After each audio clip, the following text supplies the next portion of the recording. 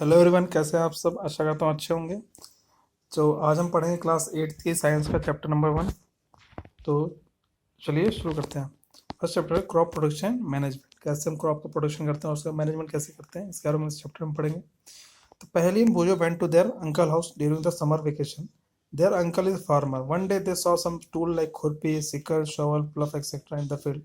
पहले और जो भोजो थे, उनके जो अंकल थे वो एक फार्मर थे।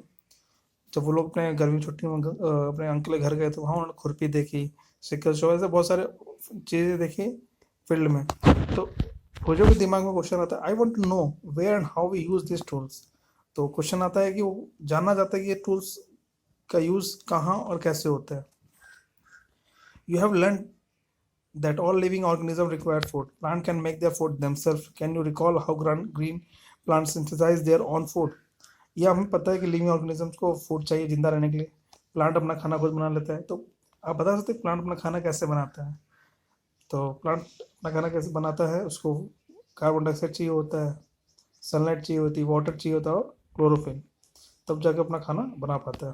अब आता है animal include humans can not make their own food, so where do animals get their food. और एनिमल्स और ह्यूमन जो होते हैं अपना खाना नहीं बना पाते, तो उनको खाना मिलता कहाँ से। उनको खाना मिलता है कहाँ से, प्लांट से। But first of all why do we have to eat food. तो क्वेश्चन आता है कि हमको फूड क्यों चाहिए, हमें फूड क्यों खाना है। You already know that energy from the food is utilized by organisms for carrying out their various body functions such as digestion, respiration, and excretion. We get our food from plant or animal or both. तो question आता है कि food किस लिए चाहिए। हमको food चाहिए, food से हमको एनर्जी मिलती है और एनर्जी से ही हमारे जो बॉडी के जो ऑर्गेनिजम्स फंक्शन होते हैं, डाइजेशन, रेस्पिरेशन, एक्सक्रीशन, ये सब फंक्शन प्रॉपर तरीके से कर पाते हैं। Since we all need food, how can we provide food to a large number of people in a country. अब क्वेश्चन फिर से पूछूंगा कि हाँ हमें फूड चाहिए, बट हम जो हमारी कंट्री की पॉपुलेशन है वहाँ तक फूड कैसे पहुँचाते हैं। Food has to be produce on a large scale. पहली कहती कि वो फूड जो प्रोड्यूस होता है वो लार्ज स्केल प्रोड्यूस होता है। In order to provide food for a large population, regular production, proper management and distribution necessary.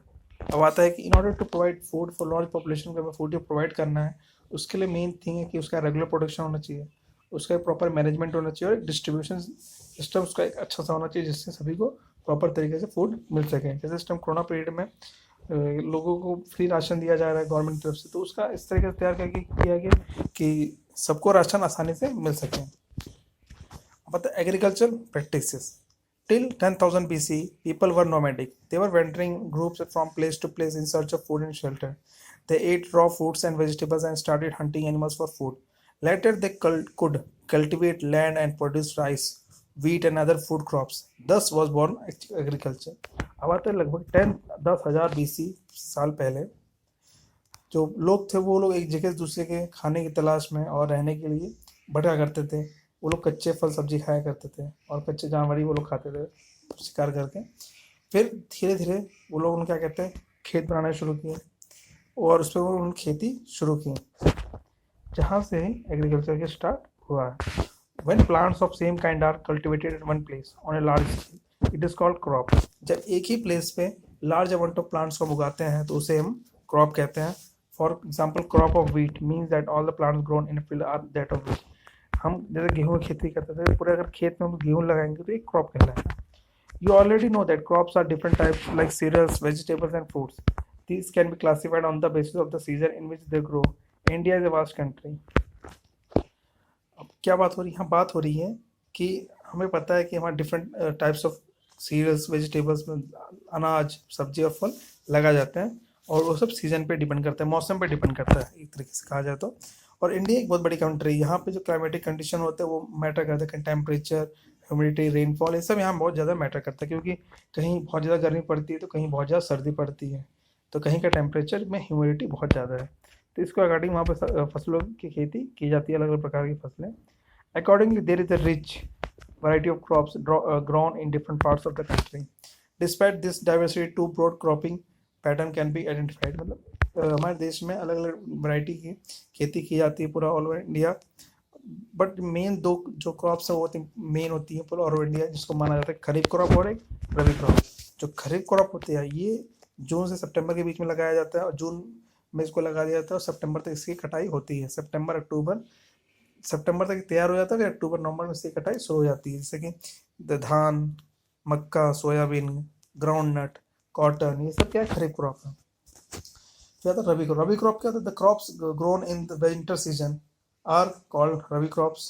क्या होता है कि जब जो हम लोग खेती सर्दियों में करते हैं, जैसे गेहूं की खेती हम सर्दी में शुरू करते हैं, सरसों हो गया और भी जो मटर हो गया, इन सब खेती हम लोग सर्दियों में करते हैं, सब आती है रबी क्रॉप में। अब आते हैं इसके बिसाइड दिस पल्सेस वेजिटेबल, और हम लोग उसके दाल भी उगाते हैं, सब्जी भी उगाते हैं। फिर आता है basic practice of crop. Main चीज क्या है क्रॉप्स की, क्या प्रोडक्शन कैसे होता है, क्या क्या उसमें स्टेप्स हैं। वह paddy can not be seen grown in winter season, क्यों हम लोग मक्के को क्या कहते हैं कि विंटर सीजन में नहीं उगा सकते। तो क्या, paddy require lots of water, therefore it is grown in only in rainy season. Paddy क्या होता है कि पानी बहुत चाहिए होता है, जिस कारण उसको हम बारिश के मौसम में ही उगाते हैं। Cultivation of crop involves several activities undertaken by farmer over a period of time. You may find that these activities are similar to those carried out by a gardener or even by you when you grow ornamental plants in your house. These activities or tasks are referred to as agriculture practice. तो अब कह रहा है कि जैसे हम लोग क्या कहते हैं, जो गार्डनर होता है, जो माली होता है, अपने बगीचे की देखभाल करता है, बगीचे के लिए सब कुछ करता है, कैसे उसमें खाद डालना है, कैसे उसकी कितनी कटिंग करनी है, कितना पानी देना है, वैसे ही खेती का सेम वैसे एग्रीकल्चर प्रैक्टिस है। क्या है हमको उसमें करना होता है, तो कुछ लिखा है प्रिपरेशन ऑफ सबसे पहले हमको मिट्टी तैयार करनी पड़ती है, सोइंग, और फिर adding manual fertiliser, irrigation, protecting from weeds, harvesting, storage. ये होता है मिट्टी को तैयार करने से लेकर उसका स्टोरेज तक का प्रोसेस एग्रीकल्चर में आता है। मतलब एक फसल को उगाने से लेकर के उसका स्टोरेज, जो हम कोल्ड स्टोर में जो सामान रखते हैं, जैसे आलू रखते हैं और भी बहुत चीज़ें रखते हैं, तो वो इसमें एग्रीकल्चर प्रैक्टिस में ही आता है। तो पहला आता है preparation of soil. The preparation of soil is the first step before growing a crop. One of the most important task in agriculture is to turn the soil and loose it. This allows the roots to penetrate deep into the soil. The loose soil allows the roots to breathe easily even when they go deep into the soil. Why does the loosening of soil allow the roots to breathe easily? अब क्या होता है, सबसे पहले हम लोग मिट्टी को क्या कहते हैं, लूज करते हैं। लूज करने के लिए होता है उसमें हम ट्रैक्टर चलाते हैं या हल चलाते हैं, जो भी हम करें जिससे मिट्टी को लूज कर सके और वो प्रॉपर तरीके से सांस ले सके। सांस लेने से क्या होता है कि और जो उसमें जो न्यूट्रिएंट्स होते हैं वो अच्छे से इकट्ठा रहते हैं।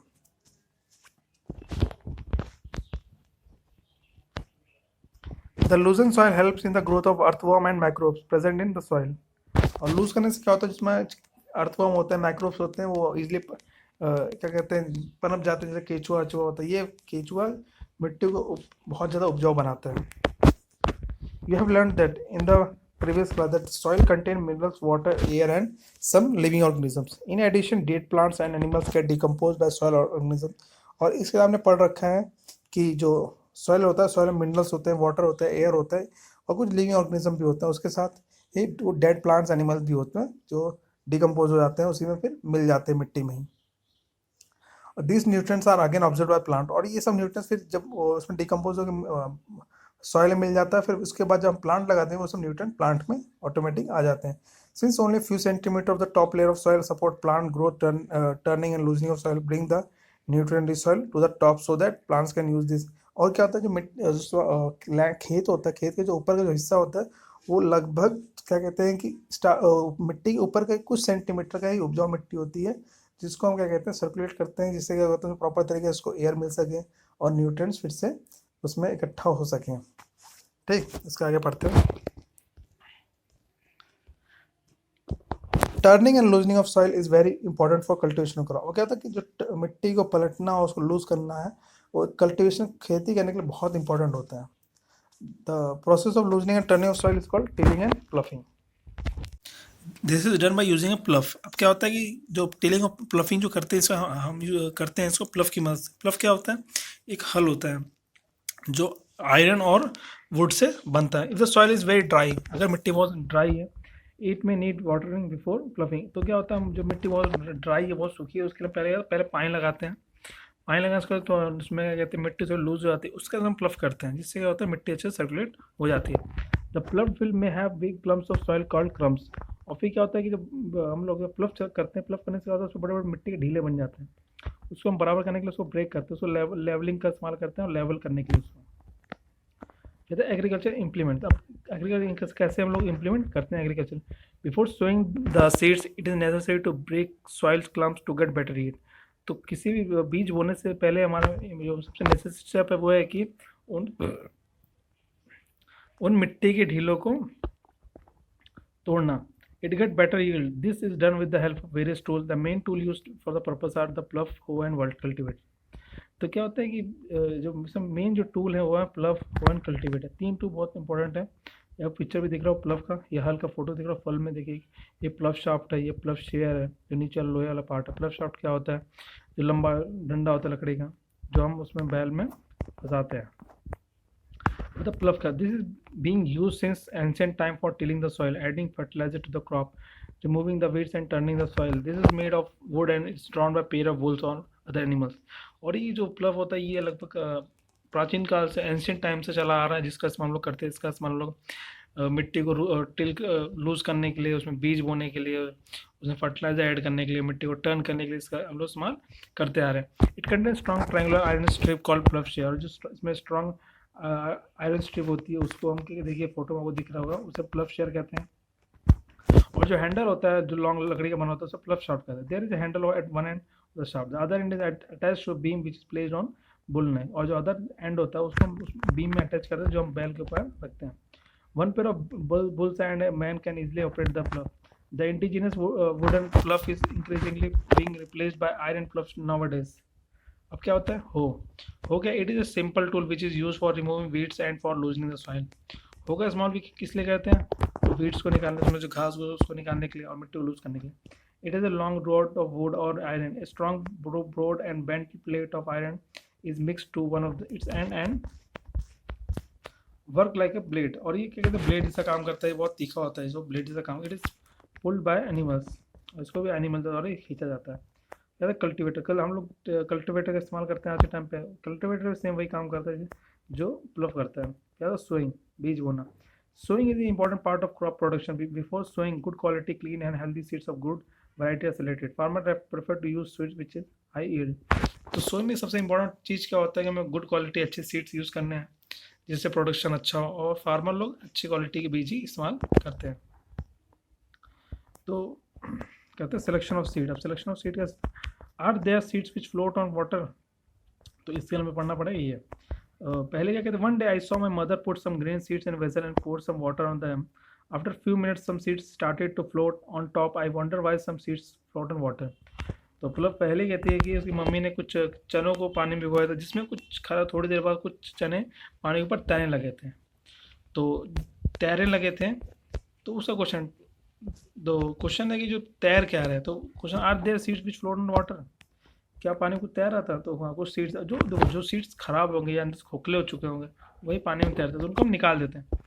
Why would they be lighter? Damage seeds become hollow and are thus lighter. जिसका जो डैमेज सीड्स होते हैं वो अंदर खोखले हो जाते हैं, जिसका वो हल्के हो जाते हैं। This is good method for separating good healthy seeds from the damage one. Before sowing one of the important task is to know about the tools use for sowing seeds. और क्या तो मेन चीज़ होता है इससे पहले कि बीज बोने से पहले हमको पता होना चाहिए कि हम कौन सा टूल इस्तेमाल कर रहे हैं बीज बोने के लिए। अब ट्रेडिशनल टूल होता है जिसमें क्या कहते हैं, आपको एक फोटो दिख रही हो नीचे। Tool use traditionally for sowing seed is shaped like a funnel. The seeds are filled into the funnel, passed down through 2 or 3 pipes having sharp end. These ends pierce into the soil and place seeds there. और इसमें क्या होता है कि जो traditional tool होता है उसमें एक फनल टाइप का बना होता है और उसको हम हल के साथ बांध देते हैं और उसमें हम बीज डालते जाते हैं और हल जोतते हुए उसमें बीज के साथ वो चला जाता है और उसको हम बैल का इस्तेमाल करते हैं इसके लिए। अब आजकल हम ट्रैक्टर का इस्तेमाल भी करते हैं। हम लोग ट्रैक्टर में बीज को इस तरह से तैयार कर रहे हैं जिसमें हम सीड ड्रिल जिसे कहते हैं, जिसमें हम बीज ऊपर से डालते रहते हैं और वो बीज क्या कहते हैं ट्रैक्टर की मदद से प्रॉपर डिस्टेंस में प्रॉपर डेप्थ पे लगता रहता है। और ये क्या होता है, इसमें क्या होता है जो बीज लगते हैं एक प्रॉपर डिस्टेंस, इक्वल डिस्टेंस पे लगते हैं। इसमें डिस्टेंस अलग अलग नहीं होता है, बट हम जो बैल से लगाते हैं उसमें अलग अलग हो सकता है, बट जो ट्रैक्टर से लगाया जाता है उसमें प्रॉपर डिस्टेंस, जो डेप्थ हो गया, जो सेंटीमीटर हो गया, उनका दो प्लांट्स के डिस्टेंस वो एक्यूरेट रहता है। But there is a nursery near my school. I found that little plants were kept in small bags. Where they kept like this. अब वो जो क्या कहते हैं कि मेरे स्कूल के बगल में एक नर्सरी है जहाँ प्लांट्स को छोटे छोटे बैग में रखा जाता है। Seeds of few plants such as paddy are first grown in nursery. When they grow into seedling, they are transplanted to the field manually. Some forest plants and flowering plants are also grown in nursery. और फिर क्या होता है उसके बाद कि पहली बताती है उसको कि हाँ कुछ प्लांट्स को पहले क्या कहते हैं नर्सरी में तैयार किया जाता है, बाद उसके बाद उसे खेत में लगाया जाता है. इसमें कुछ फॉरेस्ट प्लांट होते हैं, कुछ फ्लावर प्लांट भी होते हैं. Appropriate distance between the seeds is necessary to avoid overcrowding of plants. क्या होता है कि जो अप्रोप्रिएट डिस्टेंस प्लांट को लगाए, इससे क्या होता है कि जो एक पौधे दूसरे पौधे मिलते नहीं और उनको प्रॉपर बढ़ने में डिस्टेंस मिलता है और उनको प्रॉपर न्यूट्रिएंट्स अच्छे से मिल पाते हैं. अगर हम ज़्यादा पास पास लगा देंगे तो प्रॉपर प्लांट्स को न्यूट्रिएंट्स नहीं मिल पाएगा. This allow plants to get sufficient sunlight, nutrients and water from the soil. जो मैं बात कर रहा हूँ कि उनको अगर हम पौधों को पास पास लगा देंगे तो उनसे उनको प्रॉपर सनलाइट नहीं मिलेगी, न्यूट्रिएंट्स नहीं मिलेगा और वाटर नहीं मिल पाएगा अच्छे से. At times a few plants may have to be removed to prevent overcrowding. और फिर क्या होता है कि एक टाइम जो फिर कुछ प्लांट्स होते हैं जो हम may have to remove from prevent of overcrowding. और कभी कभी होता है जब कि गलती से जो प्लांट्स आसपास है तो उनको एक उखाड़ना पड़े. उखाड़ने से क्या रहता है, अगर नहीं उखाड़ेंगे तो दोनों प्लांट्स अगर पास पास रहेंगे तो उनको दोनों को न्यूट्रिएंट्स बराबर मात्रा में नहीं मिल पाए जितनी उनको रिक्वायर रहेंगी. फिर adding manure and fertiliser. Next step आता है कि उसमें खाद को मिलाना. खाद हो गया, अब उसमें जैविक खाद भी होती है और हम लोग यूरिया DAP का इस्तेमाल भी करते हैं. The substance which are added to the soil in the form of nutrients for the healthy growth of plants are called manure and fertiliser. और जो सब्सटेंस हम सॉइल में मिलाते हैं उनके न्यूट्रिएंट्स को हेल्दी करने के लिए वो होता है मैन्योर और fertiliser. I saw healthy crop growing in farm in the neighbouring farm. The plants were weak. Why do some plants grow better than other. तो पहले बुजुर्ग फिर एक क्वेश्चन कि मैंने देखा है कि मेरे खेत के पास बहुत अच्छी खेती हो रही है मेरे नेबर में, बट मैंने ये भी देखा है कि मेरे आसपास एक दूसरे खेत में प्लांट बहुत कमज़ोर हैं. Soil supplies mineral nutrient to the crop plant. These nutrients are essential for the growth of plants. In certain areas farmer grow crop after crop in the same field. The field is never left uncultivated or fallow. Imagine what happen to the nutrient. और क्या होता है जो soil supply minerals nutrient to the crop plant होता है कि अगर plants को प्रॉपर अमाउंट में मिनरल न्यूट्रिएंट नहीं मिलेगा तो अच्छे से ग्रो नहीं करेंगे. और न्यूट्रिएंट्स बहुत इंपॉर्टेंट होता है उन्हें ग्रो करने के लिए. Farmer grow crop after crop in the same field. क्योंकि जो किसान होता है वो एक खेत में ही एक फसल कटना दूसरी फसल लगा दे. इससे क्या होता है कि जो न्यूट्रिएंट्स होते हैं वो कम हो जाते हैं और न्यूट्रिएंट्स को पूरा करने के लिए हम लोग उसमें खाद का इस्तेमाल करते हैं.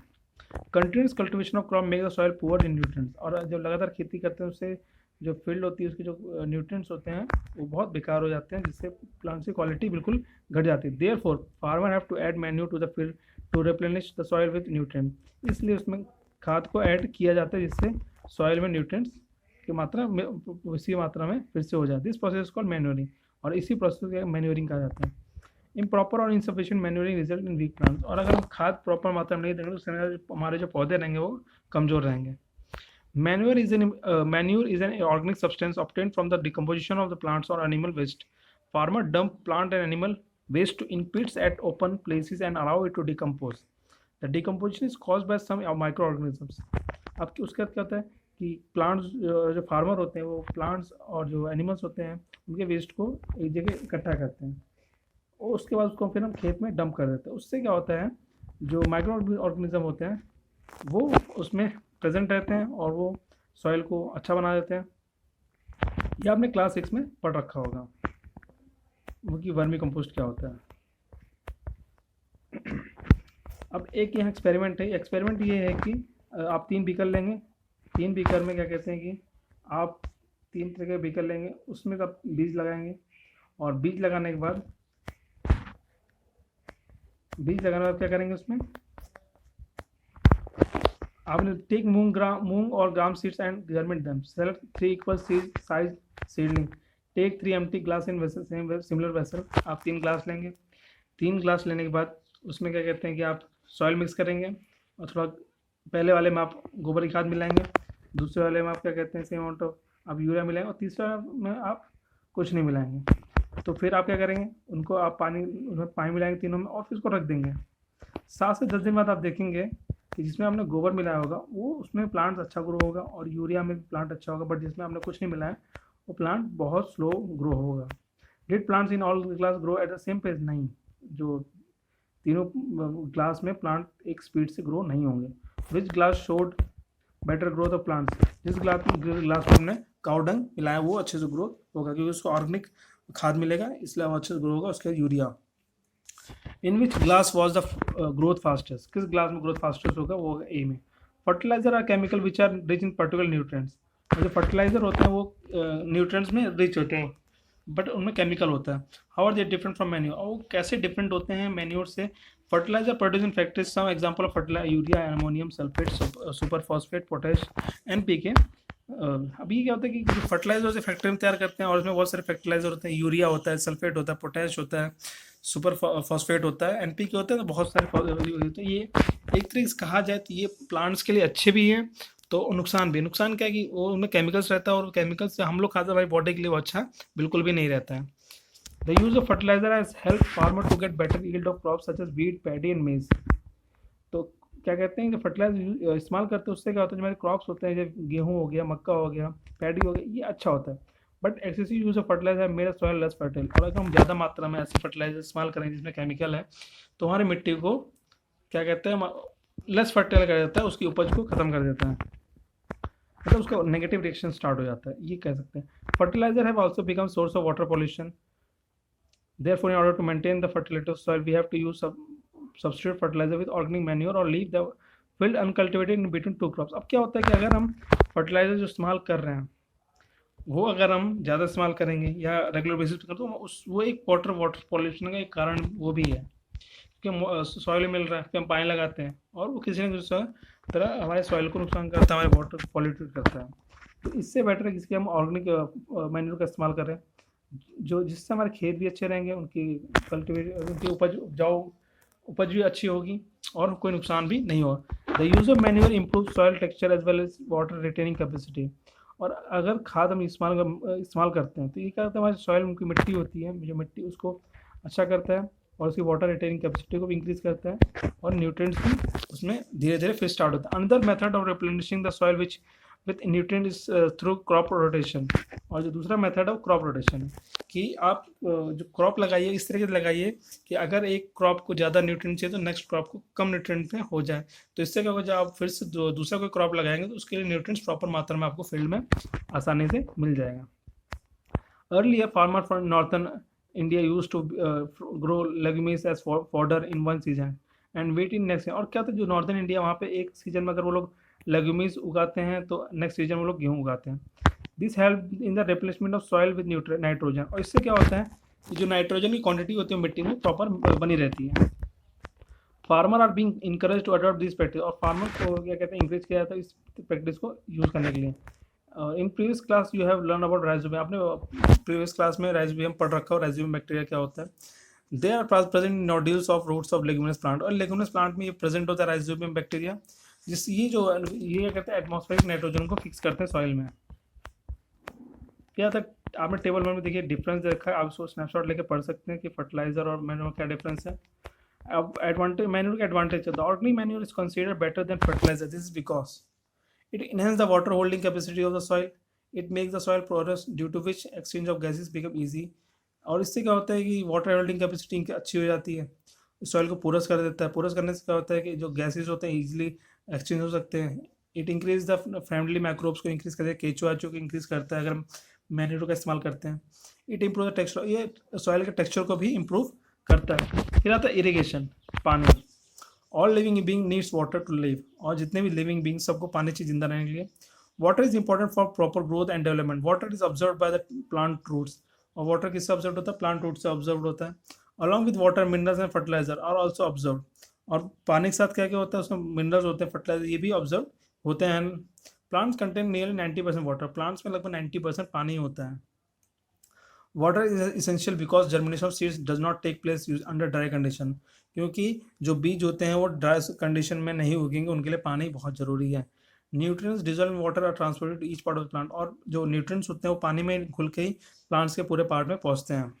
Water also protect the crop from both Frost and hot air currents, और जो वाटर होता है यही क्या कहते हैं क्रॉप को ओस से हॉट बिजली की क्या कहते हैं जो बिजली कड़कती है इससे बचा रहता है। To maintain the moisture of soil और healthy crop growth field have to water regularly, और सॉइल को मॉइस्चर बनाए रखने के लिए और जो हमारी ग्रोथ अच्छी रहे उसके लिए उसमें वाटर के को रेगुलरली मेंटेन करके रखना है कि पानी देना है। The supply of water to crop at regular interval is called irrigation. और यही जो सप्लाई होता है वाटर का रेगुलर इंटरवल पर, इसे इरिगेशन कहा जाता है। The time and frequency of irrigation vary from crop to crop. और जो टाइम ऑफ फ्रिक्वेंसी होता है ये वेरी कर सकता है क्रॉप के रिगार्डिंग कि आपने कौन सा क्रॉप खेत में लगा रखा है। Soil to soil and season to season. और ये क्रॉप टू क्रॉप हो गया, सॉइल टू सॉइल हो गया कि कहीं मिट्टी भी डिफरेंट होती है और सीजन पे डिपेंड करता है। In summer season the frequency of water is high है। और गर्मी में क्या होता है कि पानी तो पौधों को ज़्यादा जरूरी होता है क्योंकि गर्मी ज़्यादा पड़ती है, जल्दी पानी सूख जाता है। Why is it so? Could it be due to the increased rate of evaporation of water from soil and the leaves? अब the source of irrigation क्या है? Source of irrigation है well, tube well, ponds, lake, river, dam and canal. ये सब हमारे source of irrigation है। अब देखिए पहले आपको मोड दिख रहा है, traditional method of irrigation. The water available in well, lake and canal is lifted by different methods in different region for taking. और क्या होता है कि ये पहले पहले क्या किया जाता था कि पानी खींचा जाता था कुएं से और फिर उसको क्या कहते हैं कि एक नाली बना के पानी डाला जाता जिससे वो पानी खेत में पहुंचता था।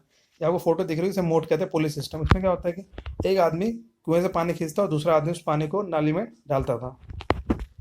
चेन पंप, चेन पंप का इस्तेमाल हो गया। चेन पंप क्या होता था, ये भी सेम वही चीज़ करता था, पानी को खींचता था और एक रस्सी बंधी जिससे वो बल्टी पानी उसको नाली में गिराती थी। फिर और ढेकली, ढेकली में क्या होता था, इसमें सेम यही चीज़ है कि एक तरफ कुछ भारी चीज़ बांध देते थे और फिर एक तरफ बाल्टी को नीचे डालते थे, फिर वो भारी चीज़ को ऊपर मतलब दबाते थे, वो पानी फिर बाहर आता था, उसको फिर एक आदमी नाली में डालता था। और एक आता राहत, ये इस्तेमाल बहुत किया कि इसमें क्या होता था कि एक बैल का इस्तेमाल किया, बैल को एक रस्से बांध, बैल जब घूमता था तो पानी वाला घूमता था और पानी में क्या कहते हैं छोटे बकेट टाइप बांधते थे, वो पानी भर के उसमें से नाली में डालते थे। Pumps are commonly use for lifting water, diesel, biogas, electricity and solar energy use to run this pump. और अब क्या होता है, अब तो पंप यूज़ करते हैं जो डीजल चलते हैं, बायोगैस चलते हैं, बिजली चलते हैं और सोलर से भी चलते हैं। अब आता है मॉडर्न मेथड ऑफ इरिगेशन। अब मॉडर्न मेथड क्या है इरिगेशन का? Modern method of irrigation help us to use water economically. The main method use are follow. Sprinkler system इस्तेमाल करते हैं। स्प्रिंकलर सिस्टम इस्तेमाल वहाँ किया जाता है जहाँ पे पानी की दिक्कत होती है। वहाँ पे क्या होता है, स्प्रिंकलर सिस्टम से क्या होता है कि कम पानी में पूरे फसल को अच्छे से पानी मिल जाता है, अच्छे से उसको स्प्रे करके पानी करता है जिससे पानी का वेस्टेज भी नहीं होता और पानी अच्छे से क्या कहते हैं प्लांट्स को पहुँच जाता है। फिर आता है ड्रिप सिस्टम। ड्रिप सिस्टम में क्या होता है, इसमें पाइपलाइन बिछाई जाती है और उसमें बीच में छोटे छोटे होल कर दिया जिससे पानी बूंद बूंद टपकता है और जितना उसको रिक्वायर्ड है किसी प्लांट को पानी, उतना ही पानी उसको मिलता है। और ये वहाँ उस ये सब जो सिस्टम वहाँ यूज़ किया जाता है, ड्रिप सिस्टम, जहाँ पे पानी की दिक्कत बहुत ज़्यादा है। फिर तो प्रोटेक्शन ऑफ वीड, इसका आता है इरिगेशन में प्रोटेक्शन कि अब वीड्स को हमें कैसे बचाना है। Bhujo and Pally went to the nearby wheat field and saw that there was some other plant in the field growing along with wheat plants. तो भूजो और पहली एक खेत में गए जहाँ उन्होंने देखा गेहूं की फसल लगी थी और उसमें कुछ और ही प्लांट उग रखे थे। In a field many other undesirable plants can may grow naturally along with the crop. This undesirable plants are called weeds. इन्हीं को वीड्स कहा जाता है। जो प्लांट गेहूं के बीच में उगा जाते हैं, जो घास उग जाता है, जैसे कि गेहूं में क्या कहते हैं कि ये बथुआ उग जाता है, ये सब ये क्या है, ये सब वीड्स है। The removal of weeds is called weeding. और इसको रिमूव करना ही वीडिंग कहा जाता है। Weeding is necessary since weed compete with the crop plant for water, nutrients, space and light. इसको हटाना बहुत इसलिए जरूरी क्योंकि ये भी उतना ही सनलाइट, न्यूट्रिएंट्स और स्पेस लेते हैं। Thus they affect the growth of crop, जिस कारण हमारा जो क्रॉप है वो इफेक्ट होता है। Some weeds interfere even in harvesting and may be poisonous for animal and human being. और क्या होता है, कुछ वीड्स क्या कहते हैं हमारे पॉइजनस होते हैं जो हमारे प्लांट्स को नुकसान पहुंचाते हैं। Farmer adopt many ways to remove weeds and control their growth. Farmer क्या कहते हैं बहुत सारे वेज को यूज़ करते हैं उन क्या कहते हैं कि इन वीड्स को अपने खेत से निकालने। Tilling before sowing of crop help in uprooting and killing of weeds. और जो टिलिंग करते हैं हम लोग स्टार्टिंग में बताते हैं, टिलिंग इसलिए किया जाता था कि जो वीड्स हमारे खेत में पड़े उनको निकाला जा सके, उनको मारा जा सके। which may then dry up and get mixed with the soil. The best time for removal of weeds is before they produce flower and seeds. जो सबसे बेस्ट टाइम रहता है कि जो वीड्स हैं इनको कब निकाला जाए, ये इनके फूल आने से पहले इनको अगर निकाल देंगे तो बहुत बढ़िया रहता है कि फिर नेक्स्ट टाइम ये वहाँ पे नहीं उगेंगे। This is done with the help of khurpi. इसका इस्तेमाल हम खुरपी के हेल्प से कर सकते हैं। Seed drill is also use to uproot, और सीड ड्रिल का इस्तेमाल हम लोग इसमें कर सकते हैं। Weeds are also control by using certain chemical called weedicides, और इसको कंट्रोल करने कुछ हम वीडिसाइड्स का इस्तेमाल भी करते हैं। वीडिसाइड्स की हेल्प से भी हम उसको कंट्रोल कर सकते हैं। जो वीडिसाइड्स होते हैं, वीडिसाइड्स में हम लोग क्या कहते हैं, जब खेत में छिड़काव करते हैं, they are spread in the field to kill the weeds. उसको हम लोग खेत में स्प्रे करते हैं कि जो उसमें जो घास होती है, जो भी मतलब कि ऐसा खेत में जो चीज़ें होती है जो हमारी फसल नहीं हो, उनको हटाने के लिए। अब हम क्या कहते हैं, they do not damage the crop, और ये हमारे खेत को खराब नहीं करते, हमारे ना ही हमारे फसल को खराब करते हैं। The weedicides are diluted with water to the extent required and spread in the field with spray. और ये क्या कहते हैं, पानी से मिल जाता है, उसका एक घोल तैयार होता है, उस घोल को हम लोग खेत में छिड़काव करते हैं। आपको फोटो में दिख रहा होगा कि किसान है खेत में छिड़काव कर रहा है। फिर मुझे क्वेश्चन पूछता, do weedicides have an effect on the person handling the weedicide spray? क्या जो वीडिसाइड खेत में छिड़काव करता है कि जो आदमी छिड़काव कर रहा है उसको कुछ इफेक्ट करते हैं? As already mention, the weedicide spray during the vegetable growth of weeds before flowering and seeds formation. और इसका छिड़काव हम तब करते हैं जब हम सीड उसमें तैयार होने शुरू होता है। स्प्रेइंग ऑफ वीडिसाइड में affect the health of farmer. हाँ, ये हमारे क्या कहते हैं, फार्मर की हेल्थ को इफेक्ट करता है। So this should use this chemical very careful. जिस कारण ये लोग इस केमिकल को स्प्रे करने से पहले बहुत प्रिकॉशन ले, जैसे मुंह पे कपड़ा लगा के इसको करते हैं कि ये थोड़ा हार्मफुल होता है। They should cover their nose and mouth with piece of cloth during spraying of this chemical. जैसे हम नोज और माउथ को कवर कर देते हैं किसी कपड़े से। फिर आता है लास्ट सेकंड लास्ट स्टेप है हार्वेस्टिंग। फिर इसका फसली कटाई होती है। Harvesting of crop is an important task. The cutting of crop after it is mature is called harvesting. और हार्वेस्टिंग उसे कहते हैं जब हम फसल को काटते हैं, फसल बिल्कुल तैयार हो जाता है तो हम फसल को काटते हैं, उसे ही हार्वेस्टिंग कहा जाता है। In harvesting crops are pulled out of or cut close to the ground. इसमें क्या होता है, या हम उसको निकालते हैं या उसको हम पूरे जमीन से काटते हैं। It easily take 3 to 4 month for cereal crop to mature. और लगभग 3 से 4 महीने लगता है किसी फसल को तैयार होने में। Harvesting in our country is either done by manual or by sickle. और क्या होता है कि ये जो खेती होती है ये होती है मैनुअली होती है, जिसमें हम क्या कहते हैं सिकल का इस्तेमाल करते हैं। सिकल को हिंदी में क्या कहते हैं, हंसिया कहते हैं, जिसके इस्तेमाल हम क्या कहते हैं फसल काटने के लिए करते हैं। और बाय मशीन कॉल हार्वेस्टर। और अब तो मशीनें आ गई, मशीन भी इस्तेमाल करते हैं जिसका नाम हार्वेस्टर होता है।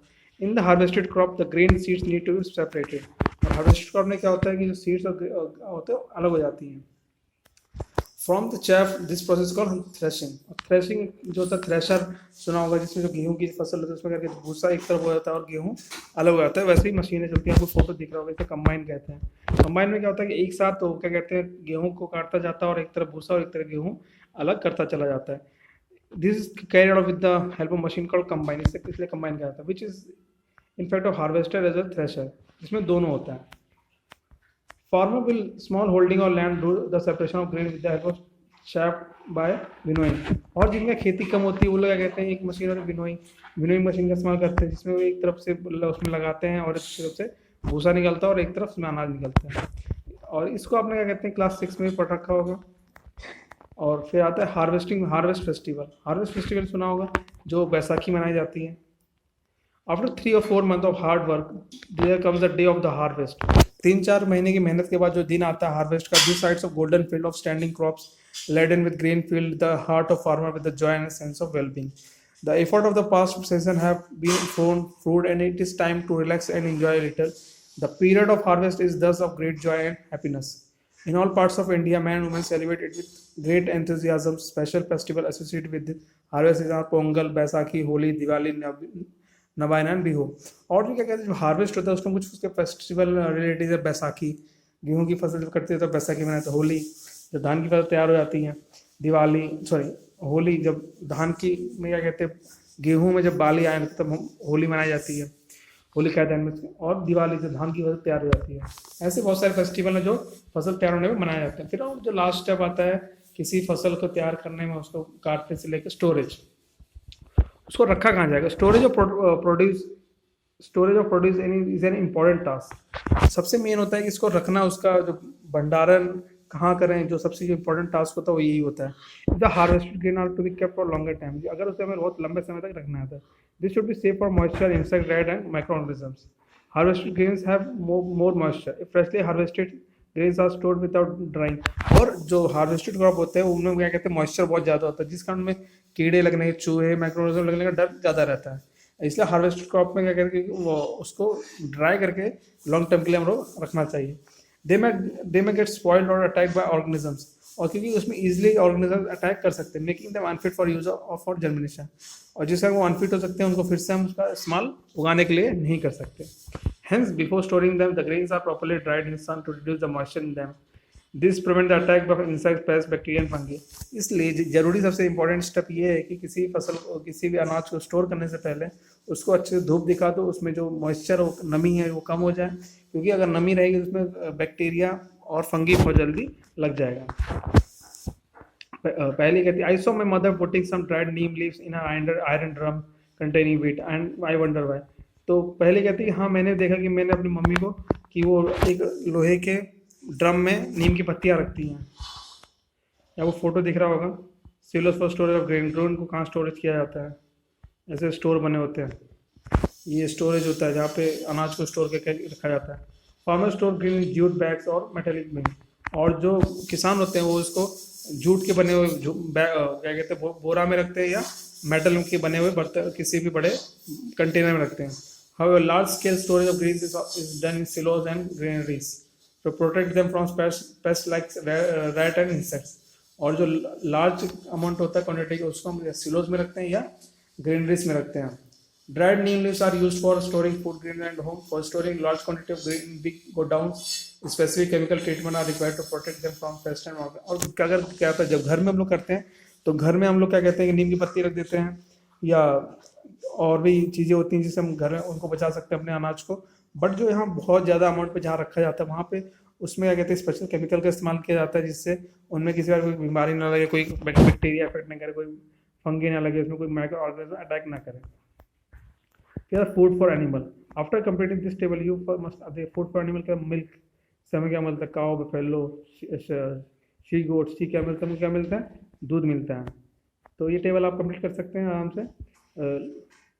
You must have seen that like plants, animals also provide us with different kinds of food. वो plants और animals से बहुत सारे food मिलते हैं। Many people living in coastal area consume fish as a major part of their diet. और जो लोग समुद्र किनारे रहते हैं उनके डाइट का मेन जो cuisine होता है, मेन जो खाना होता है वो फिश होता है। In the previous class we have learned about the food that we obtain from plants. आपने पिछले क्लास में पढ़ रखा है कि हमें प्लांट से कौन से फूड मिलते हैं। You have just seen that the process of crop production involves a number of steps like selection of seeds, sowing, etc. ये आपने आज की क्लास में पढ़ा हो कि एक क्रॉप को उगाने के लिए कितने सारे स्टेप्स में रहते हैं, उसको उस फील्ड को तैयार करने से लेकर उसको स्टोरेज तक का उसमें स्टेप रहता है। Similarly, animals reared at home or in farms have to be provided proper food, shelter and care. When this is done on a large scale, इसको जब हम किसी जानवर को, एक दो जानवर हम लोग जो गांव में पालते हैं, बट अगर उसी को हम क्या कहते हैं लार्ज अमाउंट में उसका पालन करेंगे तो वो एनिमल हस्बेंड्री, जैसे पशु पालन हो गया, मछली पालन हो गया, वो उसके अंतर्गत आ जाता है। आशा करता हूँ आपको आज का ये चैप्टर अच्छा लगा होगा, समझ में आया होगा। आपको अब ऐसे ही पूरा सीरीज मिलेगा, एक एवरी चैप्टर का आपको यहाँ पे समझाया जाएगा। अगर आप मेरे चैनल पर पहली बार हैं प्लीज़ सब्सक्राइब करिए मेरे चैनल को और अपना प्यार दिखाइए। बस आज के लिए इतना ही, थैंक यू।